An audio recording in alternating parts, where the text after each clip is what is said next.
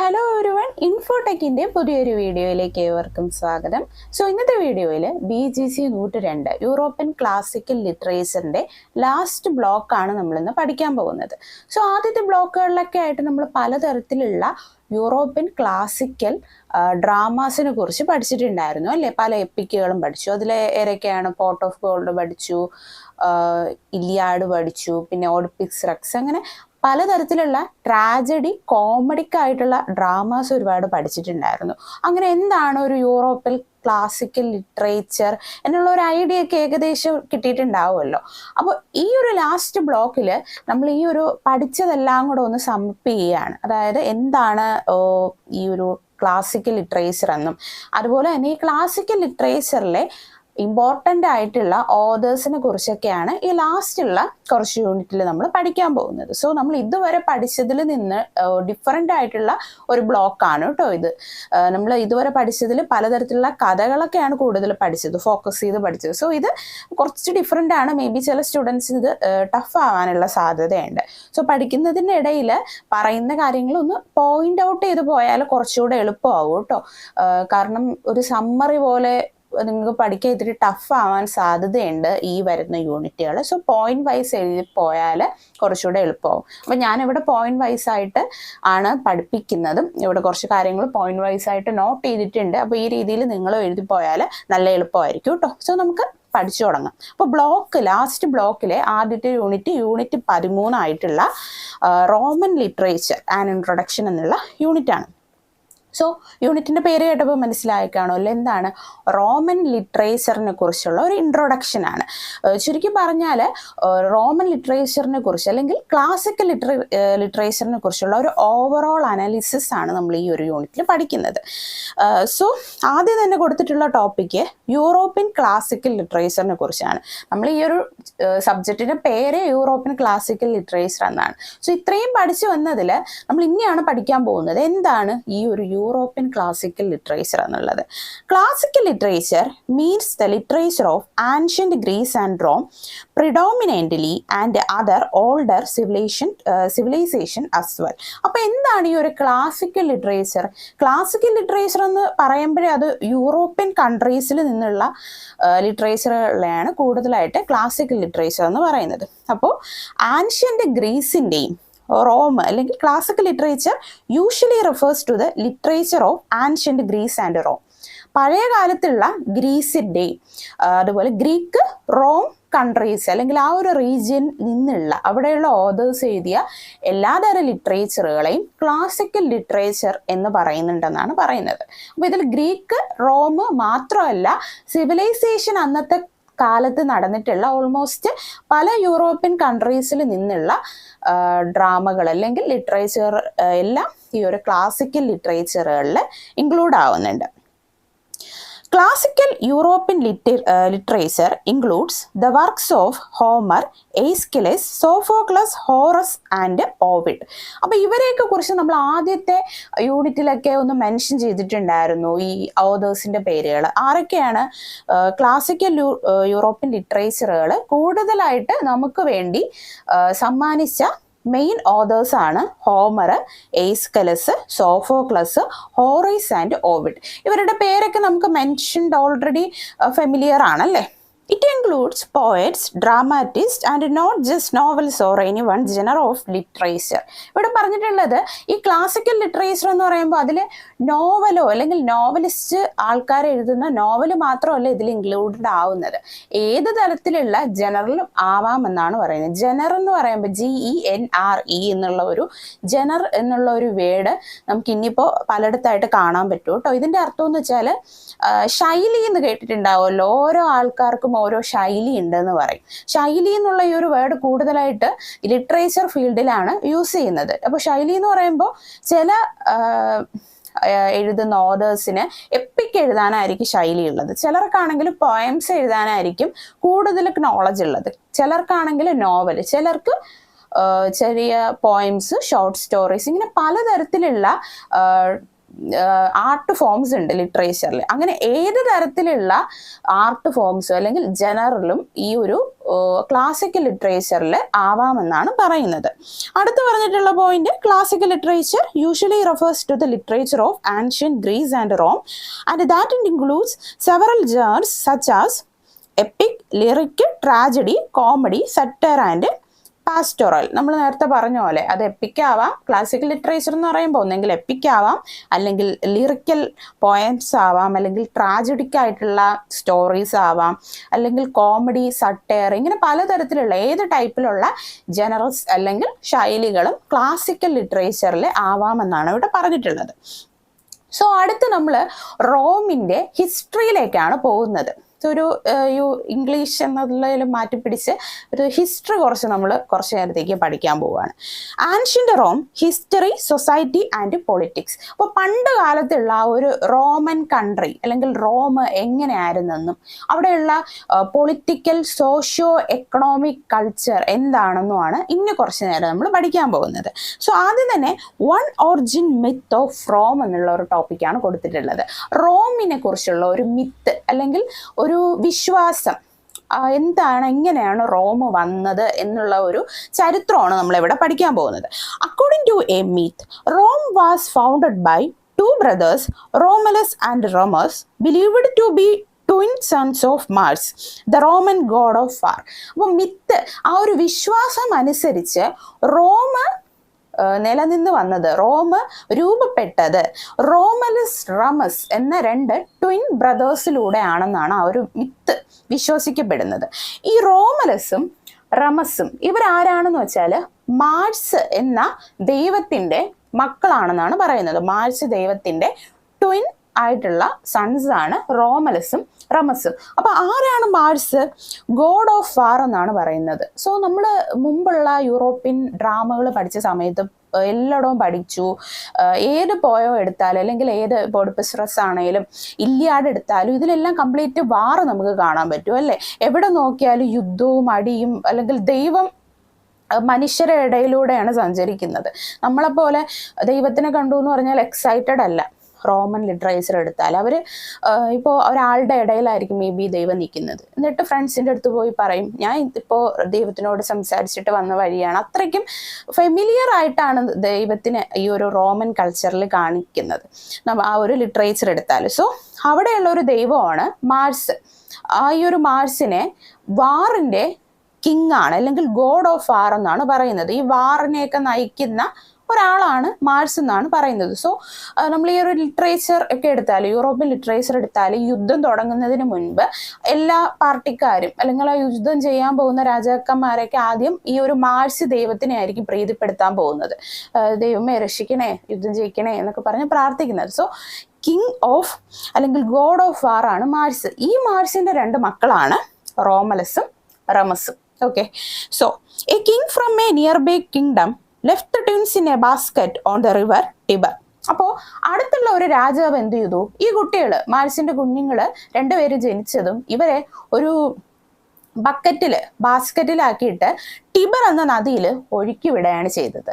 അവിടെ നിന്ന് ഒരു ഷീ വോൾഫ് ഈ കുഞ്ഞുങ്ങളെ രക്ഷിക്കുകയും ആ ഒരു ഷീ വോൾഫ് ഈ കുട്ടികളെ വളർത്തുകയാണ് ചെയ്തത്. വളർന്നു വന്നപ്പോൾ ഇവർ എന്ത് ചെയ്തു? After they grow up, they killed the king and found their own kingdom on the banks of the city where they were abandoned. അങ്ങനെ ഇവർ വളർന്നു വന്നു. ആ ഒരു ഷീ വോൾഫ് ഇവരെ എടുത്ത് വളർത്തി. ഇവർ വളർന്നു വലുതായപ്പോൾ എന്ത് ചെയ്തു? ആ ഒരു രാജ്യത്തെ രാജാവിനെ അങ്ങ് തട്ടി, രാജാവിനെ കൊന്നിട്ട് ഇവർ ആ ഒരു രാജഭരണം ഏറ്റെടുക്കുകയാണ് ചെയ്തത്. അവരുടെ ആ ഒരു അനാഥത്വം എവിടെയാണോ ആരംഭിച്ചത്, ടിബർ നദിയുടെ കരയിലാണ് ഇവരുടെ അനാഥത്വം ആരംഭിച്ചത്. ഇവർ അനാഥരായ എവിടെയാണ് വളർന്നത്. അപ്പോൾ അവിടുത്തെ രാജാവിനെ തന്നെ കൊന്നിട്ട് ഇവർ അവിടുത്തെ തന്നെ രാജാവായി. അവിടുത്തെ ആ ഒരു കിങ്ഡം ഇവർ പിടിച്ചെടുത്തു എന്നാണ് പറയുന്നത്.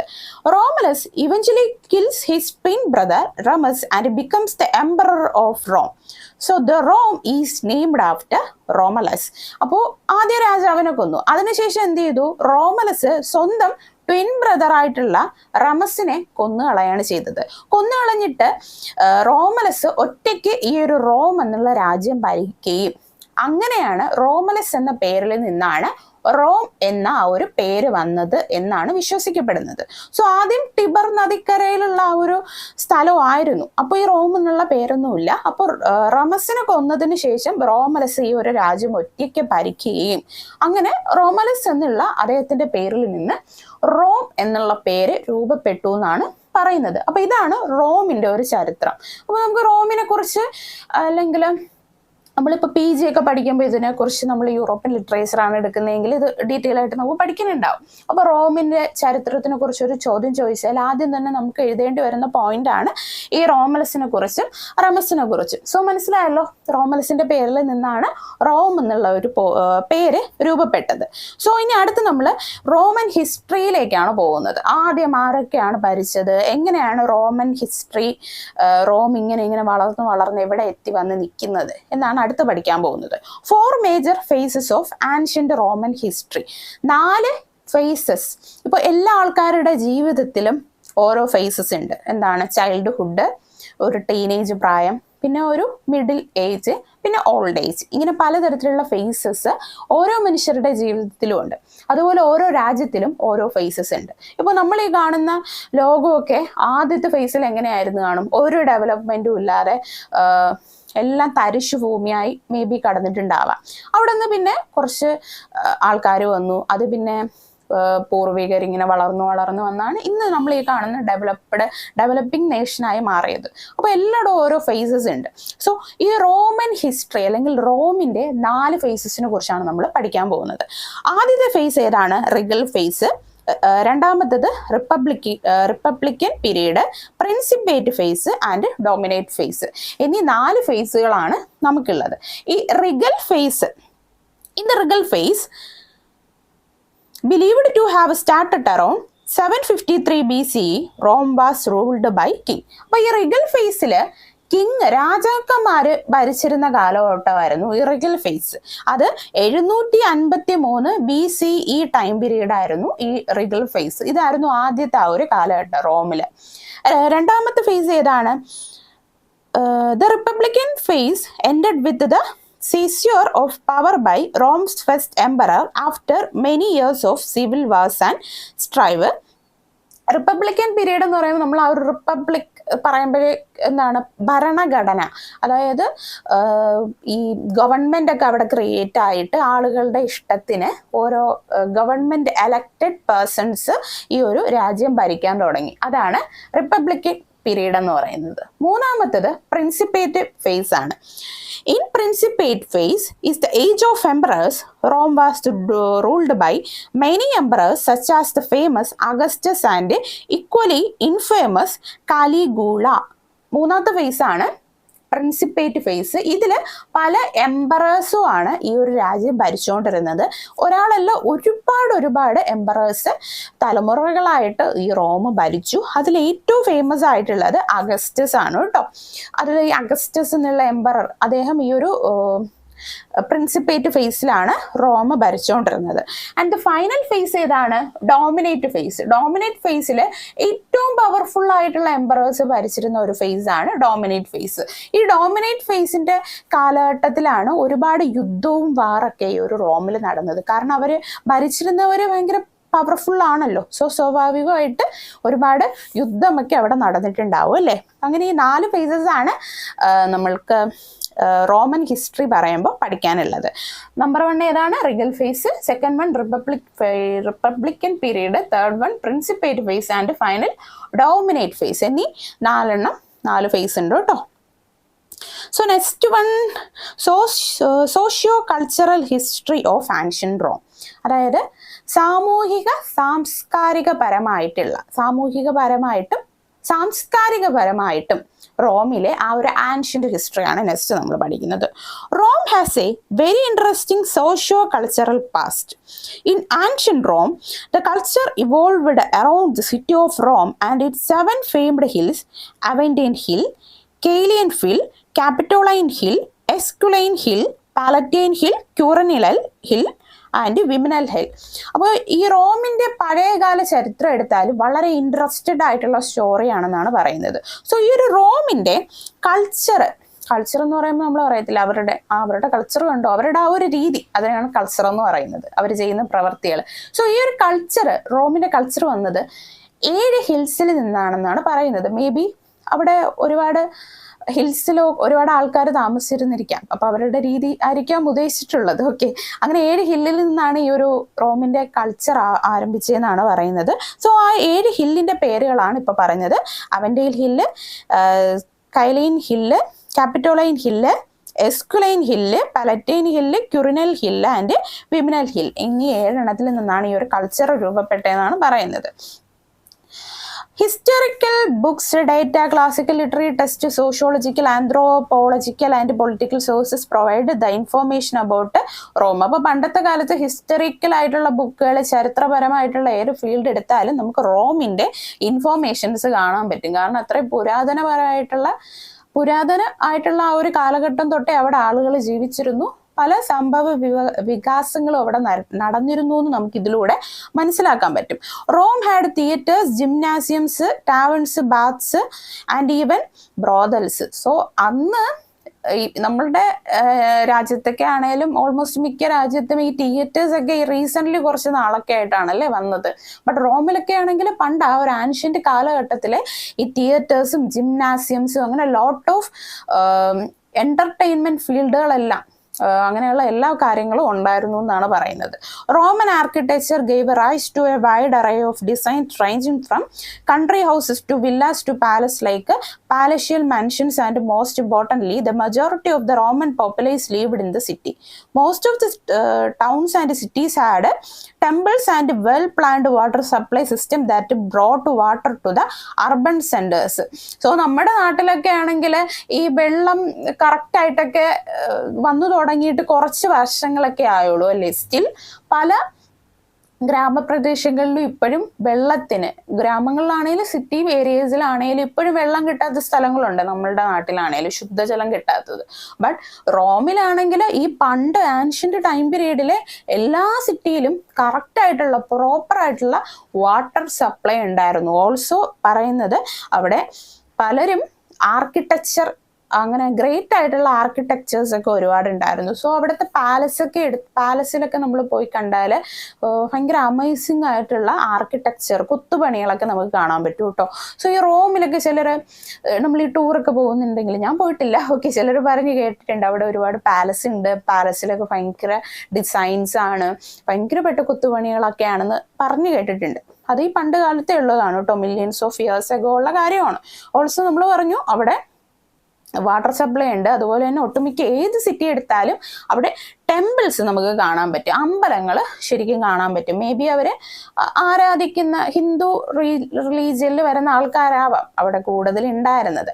So wine and oil were some of the imports to the Rome. അപ്പോൾ അവിടെ വൈനും ഓയിൽ ഇങ്ങനെയുള്ള പ്രോഡക്ട്സ് ഒക്കെ ഈ ഒരു റോമിൽ നിന്ന് ഇമ്പോർട്ട് ചെയ്തിട്ടുണ്ടായിരുന്നു എന്നാണ് പറയുന്നത്. Next point, during the region of the first emperor of the Rome, Emperor Augustus 63 BC to 14 AD, who had imperial Rome under his command from 27 BC until his death in AD 14. അപ്പോൾ Rome ആദ്യമായിട്ട് ഭരിച്ച emperor ആരാണ്? നമുക്കൊരു point കിട്ടി. ആരാണ്? Augustus എന്നുള്ള ഒരു എംപററാണ് Rome ആദ്യമായിട്ട് ഭരിച്ചതെന്നാണ് പറയുന്നത്. സോ അദ്ദേഹത്തിന്റെ കാലാവധി, അദ്ദേഹം ഭരിച്ച time period 63 BC to 14 AD ആണ്. 14 AD ആയപ്പോൾ അദ്ദേഹം മരണപ്പെടുകയാണ് ചെയ്തത്. So the influence of the Hellenistic world on Roman life is also found in the writings to Roman writers who preferred the stylised Greek writing to be styled and stiff Latin writing style. ഇത് അടുത്തൊരു point ആണ്. കുറച്ച് നാൾ കഴിഞ്ഞപ്പോഴത്തേക്ക് അവിടെ ഈ civilisation ഒക്കെ വന്നപ്പോൾ ഗ്രീക്കും റോമും ഒരുമിച്ചായി. റോമൻ സിവിലൈസേഷൻ ഒക്കെ വന്നപ്പോൾ റോം എന്നുള്ള ആ ഒരു കൺട്രി മാറി, പിന്നെ ഗ്രീക്കായിട്ട് മാറി. ഗ്രീക്കായി മാറി എന്ന് പറഞ്ഞപ്പോൾ ഗ്രീക്കിലുള്ള കൾച്ചേഴ്സ് ഒക്കെ സ്വാഭാവികമായിട്ട് റോമിലോട്ട് വന്നു തുടങ്ങി. റോമിന്റെ കൾച്ചറൊക്കെ മാറി ഗ്രീക്ക് എങ്ങനെയായിരുന്നോ ഗ്രീക്കിലെ ആൾക്കാരൊക്കെ വന്നു തുടങ്ങി, ഗ്രീക്കിലെ കൾച്ചറായി. അങ്ങനെ വന്നപ്പോഴത്തേക്ക് ഗ്രീക്കിലാണ് കൂടുതൽ റൈറ്റിങ്സ് ഒക്കെ ഉണ്ടായിരുന്നത് കേട്ടോ. റൈറ്റേഴ്സ് ഒക്കെ അവര് വന്ന് ഈ റോമിലും ഓട്ടോമാറ്റിക്കലി പലതരത്തിലുള്ള റൈറ്റിങ്സ് ഒക്കെ വന്നു തുടങ്ങി എന്നാണ് ഇവിടെ പറഞ്ഞിട്ടുള്ളത്. സോ ഈ റോമിൽ അധികം ക്രിസ്ത്യൻസ് ഒന്നും ഇല്ലായിരുന്നു കേട്ടോ. ആദ്യം ക്രിസ്ത്യൻസ് അങ്ങനെ ഒരു മതം ഒന്നും അവിടെ ഇല്ലായിരുന്നു. ബട്ട് ദെൻ എന്ത് ചെയ്തു, ഗ്രീക്ക് വന്നപ്പോഴത്തേക്കും the Christians were frequently attacked as noted by the historian Edward Gibbons. Most of the sources of Christian persecution were from the Christian church itself. Two important points are Rome was not Christian, and sometimes it makes sense for us to think about the source of a story, be it in a newspaper article or a lesson in history. അപ്പോൾ ഇവിടെ പറഞ്ഞിട്ടുള്ളത് 2 point ആണ്. ഒന്നെന്താണ്, റോമിൽ Christians ഇല്ലായിരുന്നു. കാരണം നമ്മൾ പറഞ്ഞു റോമിലെ മോസ്റ്റ് ഓഫ് സിറ്റീസിൽ നമുക്ക് എന്ത് കാണാൻ പറ്റും, ടെമ്പിൾസ് കാണാൻ പറ്റും. അതുകൊണ്ട് തന്നെ അവിടെ ക്രിസ്ത്യൻസ് ഇല്ലായിരുന്നു. ബട്ട് ഗ്രീക്ക് ആൾക്കാർ വന്നു തുടങ്ങിയപ്പോഴത്തേക്ക് ക്രിസ്ത്യാനിറ്റി റോമിൽ സ്പ്രെഡ് ചെയ്യാൻ തുടങ്ങി. ക്രിസ്ത്യാനിറ്റി വന്നു. പതിയെ റോമില് ക്രിസ്ത്യൻസ് ആൾക്കാർ മതം മാറി ക്രിസ്ത്യൻസ് ആയി തുടങ്ങി എന്നാണ് പറഞ്ഞത്. In the 1st century AD, Christianity started to spread to the Roman Empire, and by 380 AD, the empire's official religion was Christianity. റോമിൽ ആദ്യം ക്രിസ്ത്യൻസേ ഇല്ലായിരുന്നു, ഒരു ക്രിസ്ത്യൻസും ഇല്ലായിരുന്നു. ക്രിസ്ത്യൻസിന്റെ ഒരു ക്ലൂ പോലും തരാനുള്ള ഒരു സംഭവങ്ങളും റോമിൽ ഇല്ലായിരുന്നു. ബട്ട് പതിയെ ക്രിസ്ത്യാനിറ്റി റോമിൽ സ്പ്രെഡ് ആവാൻ തുടങ്ങി. 1st century കഴിഞ്ഞപ്പോഴത്തേക്കും തുടങ്ങി. അത് കഴിഞ്ഞ് 380 AD ഒക്കെ ആയപ്പോഴത്തേക്കും നല്ല രീതിയിൽ എല്ലാ ആൾക്കാരും ക്രിസ്ത്യൻസ് ആയി. ഫൈനലി എന്ത് ചെയ്തു, അവിടുത്തെ എംപറർ പോലും ക്രിസ്ത്യനായി മാറി എന്നാണ് പറയുന്നത്. സോ ടോട്ടലി അതൊരു ക്രിസ്ത്യൻ നാഷനായി മാറി എന്ന് നമുക്ക് ഊഹിക്കാം.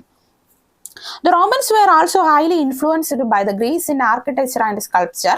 Rome also influenced in the rest of Western world. അങ്ങനെ പതിയെ നമ്മൾ നേരത്തെ പറഞ്ഞ പോലെ റോമൻസ് എന്ത് ചെയ്തു, ഗ്രീക്കിൽ നിന്നുള്ള റൈറ്റിങ്സും അവരുടെ മറ്റ് ആർക്കിടെക്ചർ സ്കിൽസ് ഒക്കെ റോമിലും വന്നു തുടങ്ങി. ചുരുക്കി പറഞ്ഞാൽ അവരുടെ രീതി കോപ്പി അടിച്ച്, അല്ലെങ്കിൽ അവർ ഗ്രീക്ക് ആൾക്കാർ റോമിൽ വന്നപ്പോഴത്തേക്കും ഗ്രീക്ക് എങ്ങനെയായിരുന്നു അങ്ങനെയുള്ള കാര്യത്തിലേക്ക് റോം കൺവേർട്ടായി. So the male head of the family was literally the master of the household. Wife, children, the wives of the son and nephew, the slaves and the ഫ്രെഡ്മാൻ. അപ്പോൾ ഇവരെന്ന് പറയുമ്പോൾ ഫാമിലിക്ക് കൂടുതൽ ഇമ്പോർട്ടൻസ് കൊടുക്കുന്ന ആൾക്കാരായിരുന്നു റോമൻസ്, ഗ്രീക്ക് ആൾക്കാരൊക്കെ. അപ്പോൾ പതിയെ അല്ല, അവിടെയുള്ള ഒരു കൾച്ചർ എങ്ങനെയാന്ന് വെച്ചാൽ, നമ്മുടെ ഇന്ത്യയിലാണെങ്കിലും ഒരു കൾച്ചർ എങ്ങനെയാണ്, ഇപ്പോൾ ഒരു ഫാമിലി എടുത്താൽ അതിൽ ഗൃഹനാഥനായിരിക്കും ഏറ്റവും ടോപ്പസ്റ്റ് പൊസിഷനിൽ വരുന്നത് അല്ലേ. അതുപോലെ ആയിരുന്നു റോമിലും. അവരുടെ ഫാമിലി എടുത്താൽ ഹെഡ് വരുന്നത്, master of the house hold എപ്പോഴും ഹസ്ബൻഡ് അല്ലെങ്കിൽ അതിൽ ഒരു പുരുഷനുണ്ടാവുമല്ലോ, അദ്ദേഹമായിരിക്കും ഏറ്റവും ടോപ്പസ്റ്റ് ഹെഡായിട്ട് വരുന്നത്. സോ ഇതാണ് socio cultural history of ancient റോമിലുള്ള കേട്ടോ. ഇതിൽ കുറേ കാര്യങ്ങൾ പറഞ്ഞിട്ടുണ്ട്, ബട്ട് നമുക്കതൊന്നും ആവശ്യമില്ല. ഞാൻ കുറച്ചുകൂടി ചുരുക്കിയാണ് പറഞ്ഞത്, പോയിന്റ് വൈസ് ആണ് പറഞ്ഞത്. സോ നമുക്കിത് ലാസ്റ്റ് ഈ യൂണിറ്റ് പഠിച്ചു കഴിയുമ്പോൾ ഒന്നുകൂടെ ഈ പോയിന്റ്സ് കൺക്ലൂഡ് ചെയ്യാം കേട്ടോ, അല്ലെങ്കിൽ നിങ്ങൾക്ക് കേട്ട് ബോറടിക്കും. ഓക്കെ, നെക്സ്റ്റ് പോയിന്റ് എന്താണ്, next portion socio literary history of ancient Rome. അതായത് സാമൂഹികപരമായിട്ടും സാഹിത്യപരമായിട്ടും എന്തൊക്കെ മാറ്റങ്ങളാണ്, അല്ലെങ്കിൽ എങ്ങനെയൊക്കെയുള്ള സാഹചര്യത്തിലൂടെയാണ് ഈ ഒരു റോം കടന്നു വന്നതെന്നാണ് നെക്സ്റ്റ് പഠിക്കാൻ പോകുന്നത്. In ancient Rome, the home was the learning centre. Children were taught Roman law and customs. അപ്പൊ ആൻഷ്യന്റ് റോമില് വീട് തന്നെയായിരുന്നു ലേണിംഗ് സെന്റർ. അതായത് വീട്ടിൽ തന്നെ കുട്ടികളൊക്കെ ട്യൂഷൻ എടുക്കാൻ തുടങ്ങുമായിരുന്നു. ഓൾസോ അവരുടെ വിദ്യാഭ്യാസം, ബേസിക് ആയിട്ടുള്ള വിദ്യാഭ്യാസം ഒക്കെ അവരുടെ വീട്ടിൽ നിന്ന് തന്നെ കിട്ടുമായിരുന്നു. ഓക്കെ, അപ്പൊ അത്രയ്ക്കും നോളജ് ഉള്ള ആൾക്കാരെ ആയിരിക്കാം മേ ബി റോംസ്. അതാണല്ലോ എല്ലാ വീടും ലേണിംഗ് സെന്റേഴ്സ് എന്ന് പറയുന്നത്. So children were taught Roman law and customs. So കുഞ്ഞിലെ തൊട്ടേ കുട്ടികൾ റോമിലെ ലോസ് എങ്ങനെയാണ്, അവിടുത്തെ നിയമങ്ങൾ എന്താണ്, റൂൾസ് എന്താണ്, ഇതെല്ലാം അറിഞ്ഞാണ് ഓരോ കുട്ടികളും വീട്ടിൽ നിന്ന് പഠിച്ചു വന്നുകൊണ്ടിരുന്നത്. The boys were trained physically to prepare them to be good citizens or for recruitment to the army, and the girls were taught sewing, weaving and spinning by their mothers. അപ്പോൾ ഈ കുട്ടികൾ വളർന്നു വരുമ്പോഴേ, ആ ഒരു ടീനേജ് പ്രായമാവുമ്പോഴേ boys physically ശാരീരികപരമായിട്ട് അവര് ഈ ആർമി അല്ലെങ്കിൽ അങ്ങനെ ഉള്ള സോൾജിയേഴ്സ് ഒക്കെ ആവാനുള്ള റിക്രൂട്ട്മെന്റിന് വേണ്ടി അവർ ഫിസിക്കലി ഫിറ്റ് ആവാൻ തുടങ്ങും. ബോയ്സ് ഒരു ടീനേജ് പ്രായം ആവുമ്പോഴേ അവർ ഓടാനും ചാടാനും ഒക്കെ, അല്ലെങ്കിൽ ഒരു അറ്റാക്ക് ചെയ്യാൻ എങ്ങനെ നമ്മൾ ട്രെയിൻ ആവണം, അങ്ങനെ അവർ സ്വയം ട്രെയിനിങ് എടുക്കാൻ തുടങ്ങി. അത് അവരുടെ ഒരു കൾച്ചറായിരുന്നു. ഗേൾസ് ആണെങ്കിലോ അവരുടെ ടീനേജ് പ്രായത്തിൽ തയ്യൽ പഠിക്കാൻ പോകുമായിരുന്നു. തയ്യൽ പഠിക്കുക, പിന്നെ കുക്കിംഗ് പഠിക്കുക, പിന്നെ മദറിന്റെ കൂടെ നിന്ന് വീട്ടു ജോലികളൊക്കെ മനസ്സിലാക്കുക. ഇതായിരുന്നു റോമിലെ ഒരു കോമൺ ആയിട്ടുള്ള culture. Formal schooling started around 200 BC and children began school around the age of 6 years. അപ്പോൾ 200 BC ഒക്കെ ആയപ്പോഴത്തേക്ക് റോമിൽ സ്കൂളുകളിലൊക്കെ വന്നു തുടങ്ങി. സ്കൂളുകൾ, കോളേജുകൾ, അങ്ങനെ പഠിക്കാനുള്ള ഇൻസ്റ്റിറ്റ്യൂഷൻസ് ഒക്കെ വന്നു തുടങ്ങി. 6 വയസ്സ് മുതൽ കുട്ടികളെല്ലാം സ്കൂളിൽ പോയി തുടങ്ങി എന്നാണ് പറയുന്നത്. By the age of 12 or 13 they would be expected to learn Latin, Greek, grammar and oratory. അപ്പോൾ നമ്മുടെ നാട്ടിലൊക്കെ ആണെങ്കിൽ ഒരു 10ാം ക്ലാസ് പ്ലസ് ടു ഒക്കെ അറിഞ്ഞാലും 10ാം ക്ലാസ് പ്ലസ് ടു ഒക്കെ കഴിഞ്ഞാലും മിക്ക കുട്ടികൾക്കും അങ്ങനെ വേറെ ഭാഷകളൊന്നും അറിഞ്ഞിട്ടില്ലായിരിക്കും അല്ലേ. ഇപ്പം നമ്മളെ റീജിയണൽ ലാംഗ്വേജ് മലയാളമാണ്. പിന്നെ ചില കുട്ടികൾക്ക് ഇംഗ്ലീഷ് കുറച്ചുകൂടെ അറിയായിരിക്കും, എങ്കിലും എല്ലാവരും ഫ്ലുവൻ്റ് അല്ലായിരിക്കും. ബട്ട് ഗ്രീക്കിൽ എന്താണ്, ഗ്രീക്കിലെ കുട്ടികൾ ആ ഒരു ഇത് കണ്ടോ, 12-13 വയസ്സൊക്കെ ആകുമ്പോഴേ അവർ ലാറ്റിൻ, ഗ്രീക്ക്, ഗ്രാമർ, ഒറട്ടോറി, ഇങ്ങനെ പല ഭാഷകളിൽ അവർ നോളജ് ഉണ്ടാക്കിയെടുക്കും. ആ പല ഭാഷകൾ എങ്ങനെ സംസാരിക്കണം. അപ്പോൾ അത്രയ്ക്കും സ്കിൽഡ് ആണ് അവിടുത്തെ കുട്ടികളെന്ന് നമുക്കിതിലൂടെ മനസ്സിലാക്കാം. ഇതിൻ്റെ കാര്യം എന്താണെന്ന് വെച്ചാൽ അവർ വളർന്നു വരുമ്പോഴേ അവർക്ക് വീട്ടിൽ നിന്ന് ആ നല്ലൊരു വിദ്യാഭ്യാസം കിട്ടുന്നുണ്ട്. വളർന്നു വരുമ്പോഴേ അവർ പഠിക്കൂ എന്നുള്ള ഒരു കാര്യമാണ് ആ ഒരു കുട്ടികളിലേക്ക് എത്തിക്കുന്നത്. സോ അവർ 12-13 വയസ്സാകുമ്പോഴേ നല്ല സ്കിൽഡ് ആയിട്ടാണ് സമൂഹത്തിലേക്ക് വരുന്നത്. സോ നെക്സ്റ്റ് ഇതിൽ നമുക്ക് എന്താണ് പോയിന്റ് പറയുന്നത്? Latin spread across Europe and later evolved into the Romanist languages like French, Spanish, Romanian, Italian and Portuguese. English oriented in the Germanic tradition, but English borrows heavily from Latin and Latin derived words. Roman literature particularly was highly influenced by Greek literature. Some of the earliest literature is found in the historical epic type. അപ്പോൾ നമ്മൾ നേരത്തെ പറഞ്ഞു ഗ്രീക്കിൽ നിന്നാണ് റോമിൻ്റെ പല architecture ലിറ്ററേച്ചറൊക്കെ വന്നിട്ടുള്ളത്. അതാണ് ഇവിടെ പറഞ്ഞിട്ടുള്ളത്. ലിറ്ററേച്ചറിൽ നിന്ന് ഒരുപാട് ഇൻഫ്ലുവൻസ് റോമിൽ വന്നിട്ടുണ്ട്. ഇങ്ങനെയുള്ള ഒരുപാട് നല്ല റൈറ്റിങ്സ് ഒക്കെ ഈ ഒരു ടൈം പീരീഡിൽ റോം പുറത്തിറങ്ങിയിട്ടുണ്ടായിരുന്നു. ഇതൊക്കെ പല എപ്പിക്കുകളുമായിട്ട് ഇന്ന് മാറിയിട്ടുണ്ട് കേട്ടോ. ഇത്രയേ ഉള്ളൂ, അതിൽ കൂടുതലൊന്നും പറയുന്നില്ല. നെക്സ്റ്റ് പോർഷൻ നമുക്ക് നോക്കാം. Literary tradition of ancient Rome. ഇത് തന്നെയാണ് നമ്മളിപ്പോൾ പഠിച്ചു വന്നതെങ്കിൽ കുറച്ചുകൂടെ ഡീറ്റെയിൽ ആയിട്ടുണ്ട് കേട്ടോ. In a span of 2 centuries between 100 BCE and 100 CE, authors like Cicero, Horace, Lucretius, Catullus, Propertius, Virgil, Livy, Ovid, Petronius, Statius and Seneca the Younger, Juvenal, Appius and Marcus Aurelius produced a number of works. അപ്പോൾ ഞാനിപ്പോൾ പറഞ്ഞ ഈ കുറച്ച് authors ഇവരൊക്കെ 100 BCE to 100 CEE ഈ ഒരു time പീരീഡിൽ ഒരുപാട് വർക്കുകൾ ഈ ഒരു റോമിൽ ഇറക്കിയിട്ടുണ്ടായിരുന്നു. ഇതൊക്കെ നമുക്കിപ്പോൾ പഠിക്കാനുണ്ട്. ഓൾസോ ഇനിയും പഠിക്കാൻ പോകുന്നത് PGയിലൊക്കെ നമ്മൾ പഠിക്കാൻ പോകുന്ന പല വർക്കുകളും ഞാനിപ്പോൾ ഈ പറഞ്ഞ ഓതേഴ്സിൻ്റെ ആണ് കേട്ടോ. അപ്പോൾ ഇതിൻ്റെ ഇവരുടെയൊക്കെ പേര് കുറച്ച് ടഫാണ്. സോ ഞാൻ ഇത് പിന്നെയും റിപ്പീറ്റ് ചെയ്യുന്നില്ല. സോ നമുക്കങ്ങനെ എക്സാമിന് അധികം ആവശ്യമുള്ള ആൾക്കാരല്ല കേട്ടോ, അതുകൊണ്ടാണ് ഞാൻ ആ രീതിയിൽ പറഞ്ഞു പോകുന്നത്. പിന്നെ the plays in Latin like comic, tragic, historical and epical as well as burlesques and mimes were being staged during festivals in Rome. So റോമിൽ ഉണ്ടായിരുന്ന ഈ ഫെസ്റ്റിവൽസിലൊക്കെ ഇവരുടെയൊക്കെ പലതരത്തിലുള്ള ഡ്രാമാസ് ഒക്കെ ഫെസ്റ്റിവൽ ടൈം പീരീഡിലൊക്കെ സ്റ്റേജസിൽ അരങ്ങേറിയിട്ടുണ്ട് എന്നാണ് പറഞ്ഞിട്ടുള്ളത്. സോ അടുത്ത് നമുക്ക് വരുന്ന പോയിന്റ് ഏതാണ്?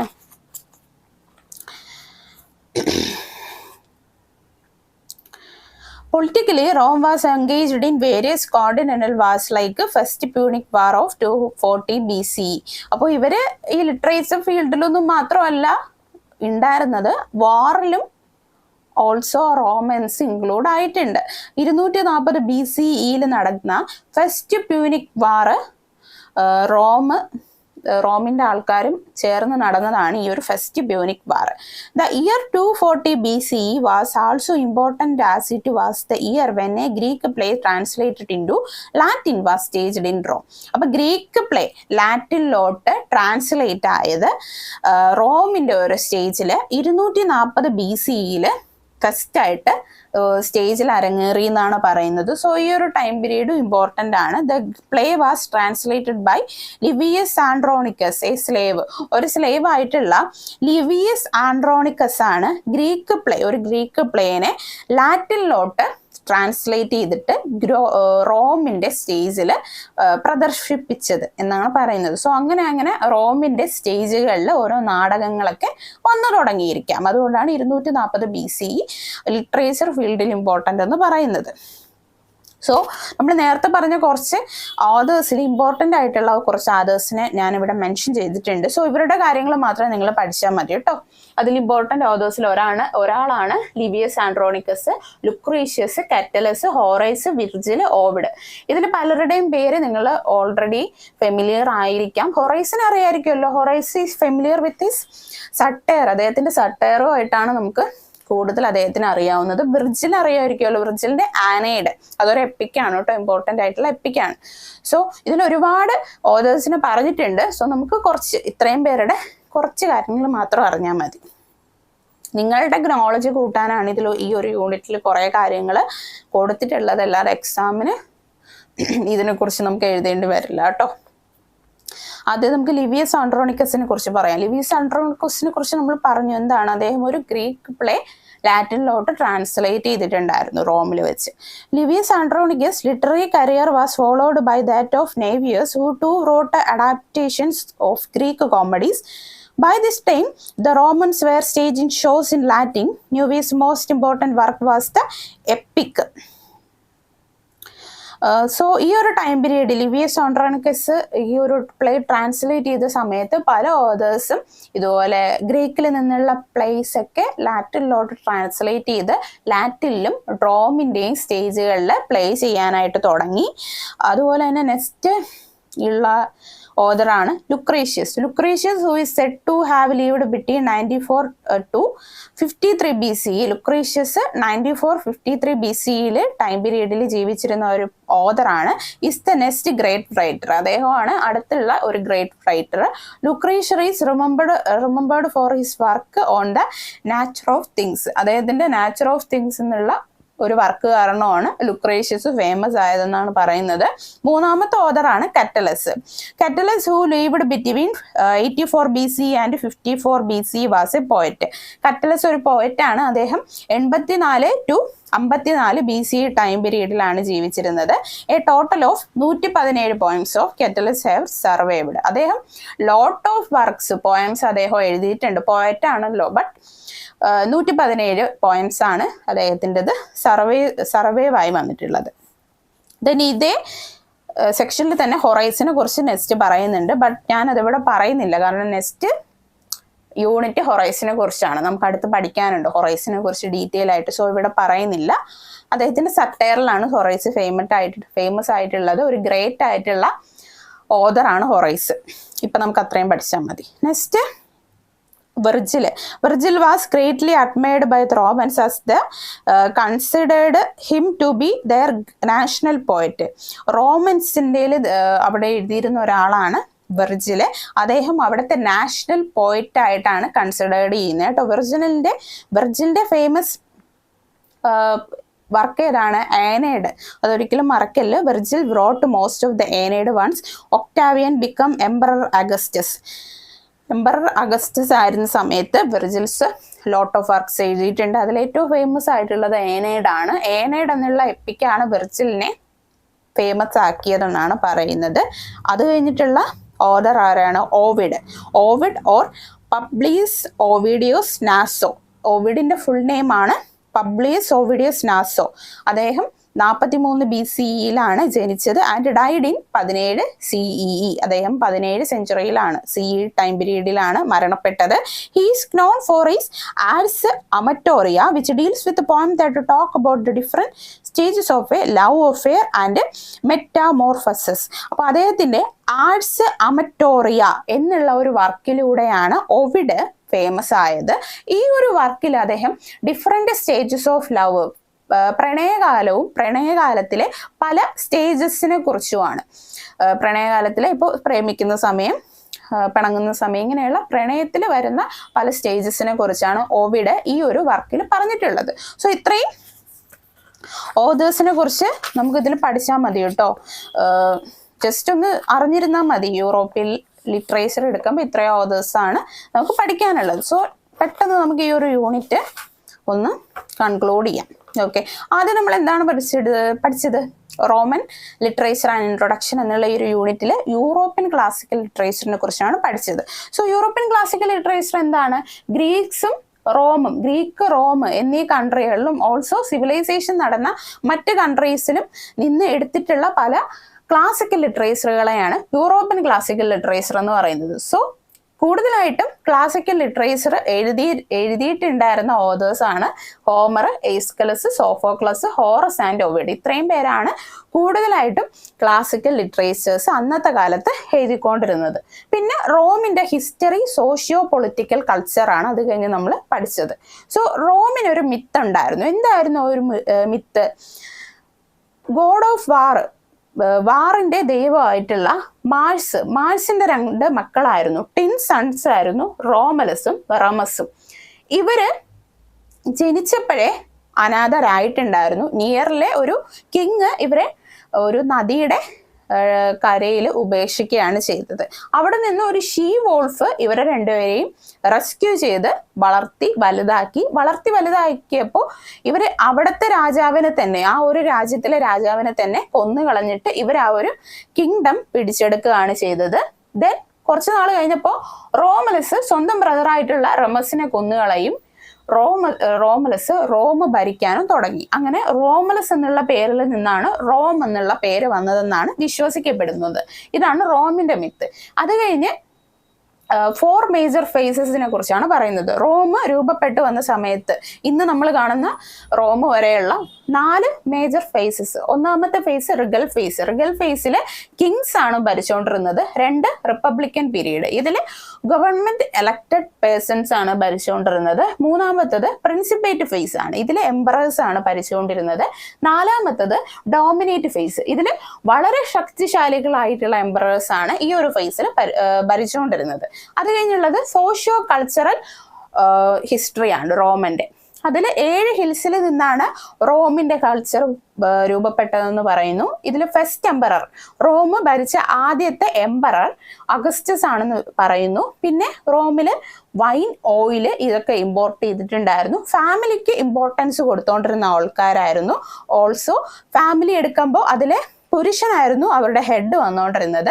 പിന്നെ പറയുന്നത് ബോയ്സ് ഒക്കെ ചെറിയ പ്രായത്തിൽ തൊട്ടേ ആർമിയിൽ പോവാനായിട്ട് പ്രിപ്പയർ ചെയ്തുകൊണ്ടിരുന്നു. ഗേൾസ് ആണെങ്കിൽ ചെറിയ പ്രായം തൊട്ടേ സൂയിങ്, കുക്കിങ്, അതായത് തയ്യൽ, കുക്കിങ്, പിന്നെ അമ്മമാരോടൊപ്പം ചേർന്നിട്ട് ചെറിയ ചെറിയ പണികളൊക്കെ പഠിക്കാൻ തുടങ്ങിയിട്ടുണ്ടായിരുന്നു. 14-13 വയസ്സൊക്കെ ആവുമ്പോഴേ അവർ അത്യാവശ്യം എല്ലാ ലാംഗ്വേജ്, ലാറ്റിൻ, ഗ്രീക്ക് തുടങ്ങി പലതരത്തിലുള്ള ലാംഗ്വേജിൽ നോളജ് ഉണ്ടാക്കിയെടുത്തു. ചെറിയ പ്രായം തൊട്ടേ അവർ വീട്ടിൽ നിന്നേ ഓരോ റൂൾസും റെഗുലേഷൻസും പഠിച്ചുകൊണ്ടാണ് പുറത്തോട്ട് വന്നുകൊണ്ടിരുന്നത്. അത്രയും നോളജ് ഉള്ള കുട്ടികളായിരുന്നു. സോ അത് കഴിഞ്ഞ് നമ്മൾ ഇമ്പോർട്ടൻ്റ് ആയിട്ടുള്ള കുറച്ച് ഓതേഴ്സിനെ കുറിച്ച് പഠിച്ചു.